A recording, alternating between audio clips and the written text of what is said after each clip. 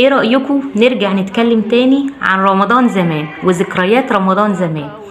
ايه رأيكم نرجع نفتكر تاني الحاجات اللي بتخلينا فرحانين، اللي بمجرد ان احنا بنسمعها تلاقينا ابتسمنا وتلاقينا كده نسينا الهموم الدنيا؟ ايه رأيكم نرجع نفتكر اول فطار في رمضان زمان، اول يوم رمضان، نفتكر رؤية رمضان، نفتكر لمتنا حوالين التلفزيون وهو بيقول ثبتت رؤية هلال شهر رمضان المبارك. نفتكر الحاجات اللي بتخلينا مستنيين رمضان ومشتاقين لرمضان، وبنفتكر كمان ازاي كنا بنعد رمضان من بدري قوي. فاضل كام يوم على رمضان، فاضل كام شهر على رمضان، قربنا من رمضان ولا لسه.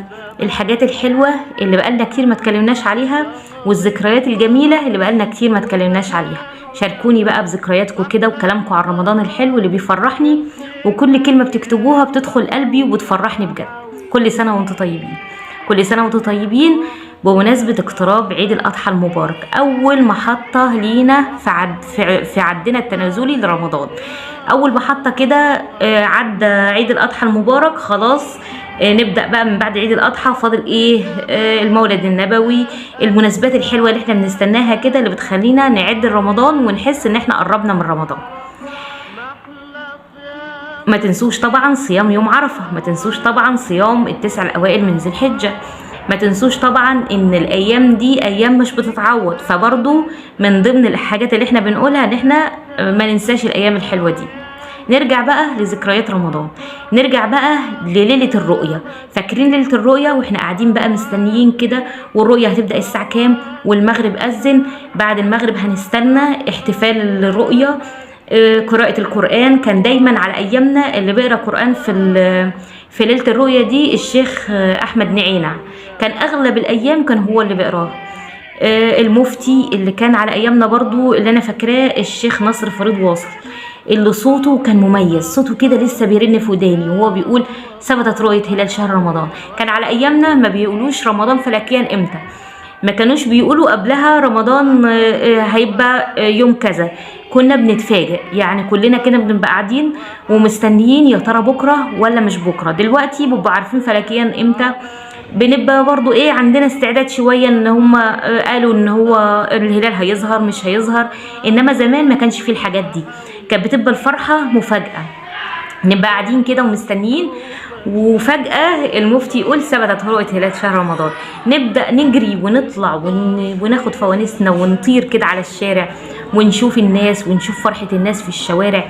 نبدأ تجهيزات بقى، السحور، الزبادي، الفول، يبدأوا المحلات بقى يجهزوا لسحور رمضان، والشوارع تجهز لأول سحور في رمضان، والزينة تلعلع كده في كل البيوت، والزينة تلعلع في كل الشوارع. اللي ملحقش يعلق الزينة بيجري يلحق يعلق الزينة، اللي ملحقش يجيب حاجة السحور يجري ينزل يجيب حاجة السحور. احنا بقى كأطفال كان اهم حاجة عندنا ناخد الفوانيس ونجري على الشارع، نجري ونهيص ونفرح بالفانوس ونفرح بدخول شهر رمضان. ما كناش شايلين هم الدنيا، ما كناش شايلين هم غير اننا ازاي هنحتفل بأول سحور في رمضان. اول سحور رمضان كان زي دايما مميز، حتى لو كل رمضان متعودين نتسحر سحور واحد، اول يوم رمضان لازم يبقى مختلف بقى باصنافه، بلمته، بالناس اللي ما بيسحروش طول رمضان لازم اول يوم يتسحروا. لو بنعمل طول رمضان فول مثلا، لا اول يوم لازم يبقى مميز شويه، بنعمل فيه حاجات ما بنعملهاش طول الشهر. تبدا الامهات من بدري تجهز لاول سحور رمضان، تجهز لاحلى ليله وهي اول ليله في رمضان، تجهز بكل حب، تجهز بكل طاقة كده وحيوية ان اول يوم رمضان واول سحور رمضان واول صيام رمضان كانت احلى ايام، كانت احلى ايام وكانت احلى ذكريات وكانت احلى حاجات بنحاول نفتكرها ودايما ما ننساهاش. حاولوا تعملوا ذكريات زي دي مع اولادكم، حاولوا تعملوا ذكريات حلوة لرمضان مع اولادكم، حاولوا تعدوا من دلوقتي رمضان واحنا فرحانين ومبسوطين، حاولوا يكون رمضان كل سنة مميز عن السنة اللي قبلها. فرحتنا زمان ما كانتش مرتبطة بفلوس ولا إمكانيات ولا فانوسك عامل إزاي، كانت فرحتنا زمان مرتبطة بصفاء القلب، بإن إحنا على طبيعتنا كده، إن مفيش تكلف. كانت فرحة طبيعية، كانت فرحة بتطلع من القلب كده، وكانت المميز فيها إنها كانت عند كل الناس، مش حد غير حد. كان كل العيال فرحانين وكل الكبار فرحانين وكل البلد فرحانة وكل الدنيا فرحانة بدخول شهر رمضان.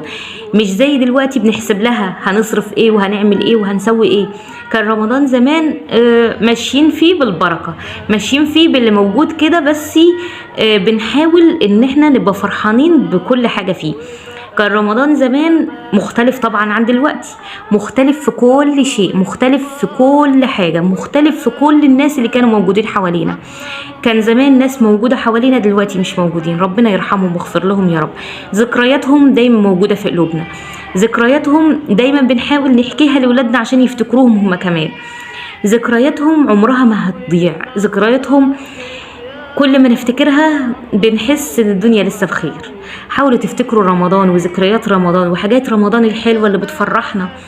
احنا في دنيا عاملة زي الدوامة شغلانة، دنيا فيها دوشة كتير، فيها هموم كتير، فيها شغل كتير، فيها لخمة كتير. بنهرب من كل الشغل والتعب والإرهاق ده بحاجة اسمها ذكريات رمضان، بتفرحنا وتفرح قلوبنا وتخلينا ناخد ريست كده من الدنيا، بتخلينا كده ناخد كده يعني نفس كده من اللي بيحصل لنا في الدنيا، ونفتكر حاجات تفرحنا وتحسسنا ان احنا فرحانين وتلاقينا مبتسمين على طول. فحاولوا تسرقوا شوية الفرحة دول من الدنيا كده باننا نفتكر ذكريات رمضان. انا عاملة القناة دي عشان مع بعض كده نفتكر حاجات حلوة تفكرنا بذكريات رمضان وذكرياتنا زمان، وذكرياتنا واحنا كنا بنعمل الواجب في البيت، وذكرياتنا واحنا بنروح المدرسة، وذكرياتنا في الشتاء، وذكرياتنا في الصيف. الذكريات الحلوة اللي احنا جيل مرتبط شوية بذكرياته غير اي جيل. احنا جيل عدى علينا كتير، عدى علينا رمضان في الصيف وفي الشتاء، عدى علينا احداث كتير في الدنيا كده مخليانا دايما عندنا حنين للماضي، يعني عندنا حنين للذكريات اللي عدت. فاحنا بنحاول ان احنا نفتكر شوية حاجات تفرحنا في الدنيا كده وتحسسنا ان احنا مع بعض، وتحسسنا ان في ناس زينا كده، في ناس بيحبوا رمضان وبيعشقوا رمضان وبيعشقوا الذكريات الحلوة، في ناس زينا كده مرتبطين بالذكريات الحلوة دي، في ناس رابطين فرحتهم بالذكريات اللي كتير مننا الدنيا ممكن تنسيه وبيرجع يفتكرها تاني.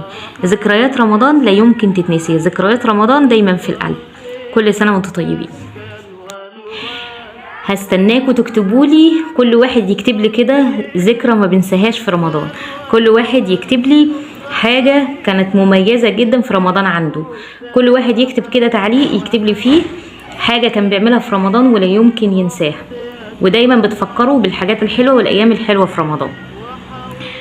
حاولوا كده معايا تفتكروا الذكريات الحلوة في رمضان والأيام الحلوة في رمضان وتطلعوا منها بذكرى حلوة كده تكتبوها لي نفرح بيها. وكل سنة وانتم طيبين.